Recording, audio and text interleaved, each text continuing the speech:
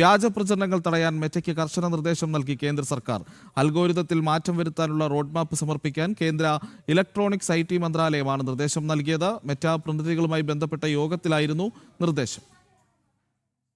Meta അതിരുവിടുന്ന സാഹചര്യത്തിലാണ് കേന്ദ്ര സർക്കാരിന്റെ ഭാഗത്തു നിന്നുമുള്ള കർശന നിർദ്ദേശം. പ്രചാരണ ഉള്ളടക്കവും വ്യാജ വിവരങ്ങളും തടയാൻ നടപടി വേണമെന്ന മെറ്റയ്ക്ക് കേന്ദ്ര സർക്കാർ നിർദ്ദേശം നൽകിയിട്ടുണ്ട്. അൽഗോരിതത്തിൽ മാറ്റം വരുത്താനുള്ള റോഡ് മാപ്പ് സമർപ്പിക്കാൻ കേന്ദ്ര ഇലക്ട്രോണിക്സ് IT മന്ത്രാലയം മെറ്റയ്ക്ക് നിർദ്ദേശം നൽകി. മെറ്റ പ്രതിനിധികളുമായി നടന്ന യോഗത്തിലാണ് ഇത് സംബന്ധിച്ച നിർണായക തീരുമാനമുണ്ടായത്.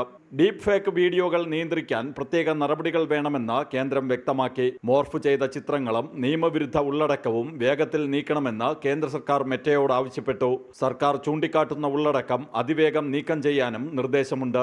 ഡേറ്റ ലോക്കലൈസേഷൻ ചട്ടങ്ങൾ പാലിക്കണമെന്നും ആവശ്യപ്പെട്ടു. സർക്കാർ വകുപ്പുകളിലെ ക്വിക്ക് റെസ്പോൺസ് ടീമുകളുമായി ഏകോപനം ശക്തമാക്കാനും നിർദ്ദേശമുണ്ട്. മെറ്റയ്ക്ക് കേന്ദ്രം നൽകിയിരിക്കുന്ന ഈ നിർദ്ദേശങ്ങളിൽ നിന്ന് തന്നെ സർക്കാർ നിലപാട് കടുപ്പിക്കുകയാണെന്ന് വ്യക്തമാണ്.